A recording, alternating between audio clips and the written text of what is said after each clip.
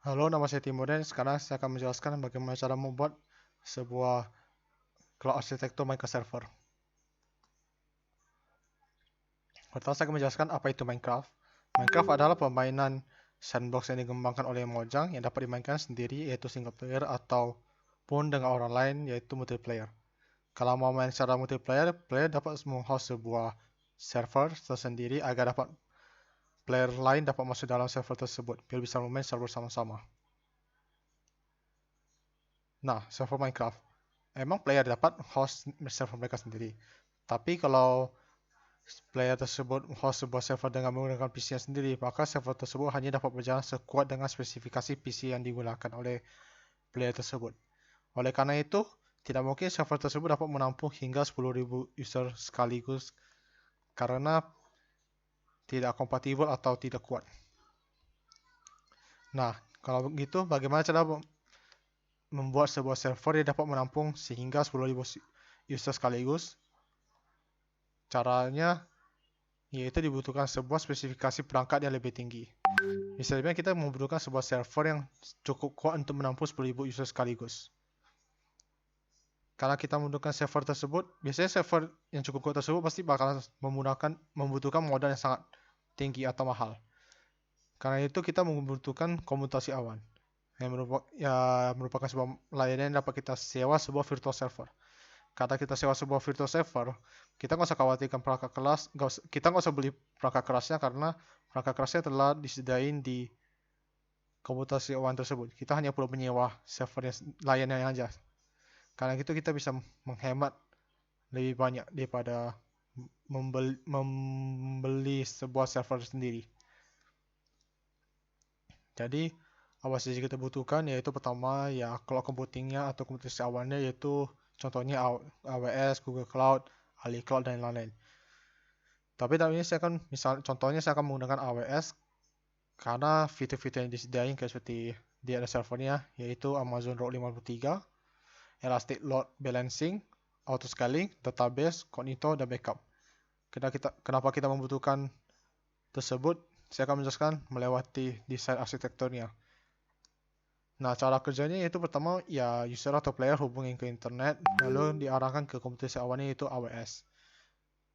Dengan begitu kita bisa menggunakan fitur-fitur yang disediakan oleh AWS, yaitu seperti ya kita routingkan ke Amazon Route 53. Kenapa kita membutuhkannya? Karena dengan Route 53, jadi kayak ketersediaan sama reliabilitasnya lebih tinggi. Karena lebih tinggi, jadi jalur yang mau dilalui itu lebih cepat, lancar, dan lebih konsisten. Karena lebih konsisten, jadi nggak terlalu banyak yang terborong, jadi bisa lebih hemat biaya. Hasilnya itu setelah melewati Route 53, kita juga menggunakan Elastic Load Balancer. Gunanya biar bisa memonitor status servernya dan eh,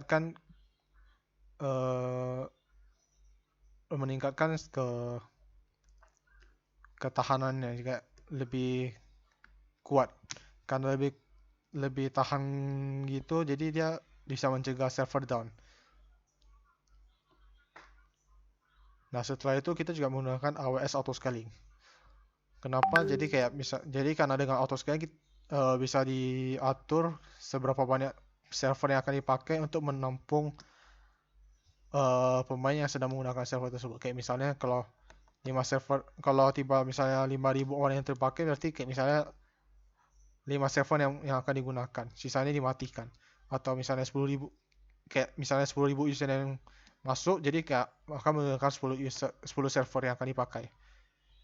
Tapi kalau misalnya kalau tiba turun jadi 1.000 user yang pakai. Jadi yang dari 10 server tadi 9 dimatikan, jadi sisa satu. Karena cuma dibutuhkan satu server saja sudah cukup kuat untuk menampung 1.000 orang. Misalnya contohnya begitu. Karena dengan cara otomatis dikurangin atau ditambah, jadi biaya yang dibutuhkan itu lebih hemat karena kita kayak nggak butuh secara non-stop permanen, kita mengaktifkannya 10 server secara setiap hari. Jadi kita kayak cost-nya itu lebih rendah. Habis itu kita juga data-data server, isi servernya, hasil itu kegiatan apa yang dilakukan dalam server sama data player akan dimasukkan dalam database sebagai penyimpanan kayak history gitulah, apa yang telah terjadi akan masuk dalam database. Dan tentu kita juga membutuhkan sebuah backup agar dapat memproteksi data yang ada di dalam database tersebut.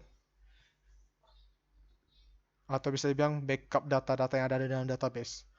Bagaimana cara kerjanya? Yaitu menggunakan backup plan, yaitu sebuah rencana kapan kita mau melakukan backupnya.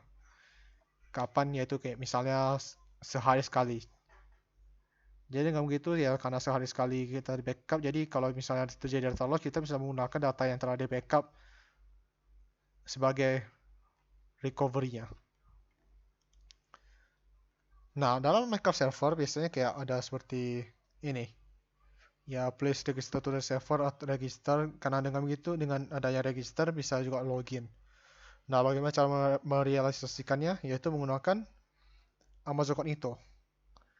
Dengan menggunakan Amazon Cognito, kita bisa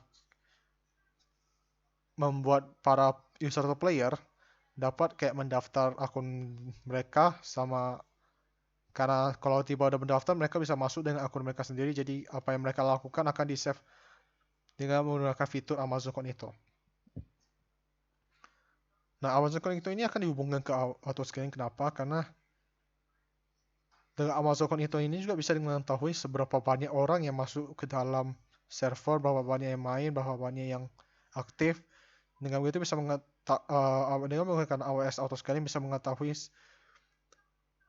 membutuhkan berapa banyak server yang dibutuhkan untuk membuat servernya tetap jalan. Dan tentu jika playernya telah mendaftar sama login, data tersebut akan dimasukkan dalam database. Kayak progress mereka disimpan dalam database. Dan tentu karena disimpan dalam database, data player tersebut akan di backup juga. Jadi progress setiap pemain tersebut akan aman, walaupun bisa terjadi kemungkinan terkena data loss, dan konsekuensinya lebih rendah. Nah, begitulah cara membuat sebuah Minecraft server. Terima kasih, semoga ini dapat membantu mengetahui apa saja yang dibutuhkan untuk membuat sebuah Minecraft server. Sekali lagi, terima kasih.